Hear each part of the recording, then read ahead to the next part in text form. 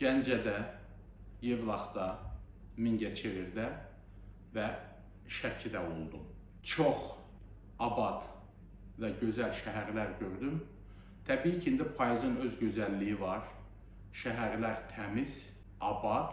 Bir səbəbi təbii ki, sağ olsun rayon rəhbərliyi. Rayonu həm təmiz saxlayır, həm abaddır, həm gözəldir, həm səliqə-sahman öz yerindədir. Amma bununla bərabər həm də bir nəyə şahidlik etdim ki, burada MDB oyunları keçirilmişdi və təbii ki, MDB oyunlarının keçirilməsi və təşkili ilə bağlı da dövlət vəsaiti ayrılmışdı və rayonlar çox abad bir şəkildə artıq qarşımıza çıxır. Hər tərəf yaşıllıq, hər tərəfdə yollar abad, binalar gözəl şəkildə üzlənib, təmizlənib, küçələr səliqə-səhman, gül çiçək, yəni tamam bir Avropa şəhərləri görmüş kimi oldu və mən çox sevindim və düşündüm ki, bəli, Azərbaycanın rayonlarının inkişafı üçün doğru siyasətdir ki, bir çox kütləvi tədbirlər rayonlarda keçirilsin. Bura festivallar daxildir, keçirilir artıq,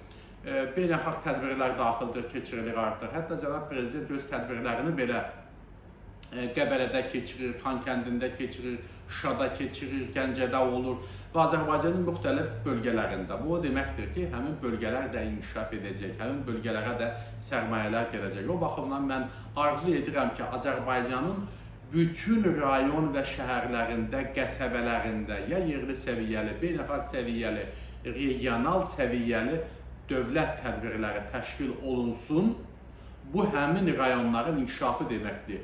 Bu həmin rayonlarda da insanların qalması deməkdir, iş yerlərinin yaradılması deməkdir, mədəni tədbirlərin keçirilməsi üçün infrastrukturun təşkili deməkdir, yaradılması deməkdir. O baxımdan mən düşünürəm ki, bütün rayonlarda bu cür tədbirlərin keçirilməsinin təşkili vacibdir. Dövlətin bu sahədə siyasəti yerindədir, tədbirlər keçirilir və bunun daha da çox bütün rayonlara yayılmasına ehtiyac var. Və adını çəkdiyim Gəncə, Yevlax, Mingəçevir və Şəkini bu şəkildə Avropa şəhərləri kimi görməyim məni çox sevindirdi.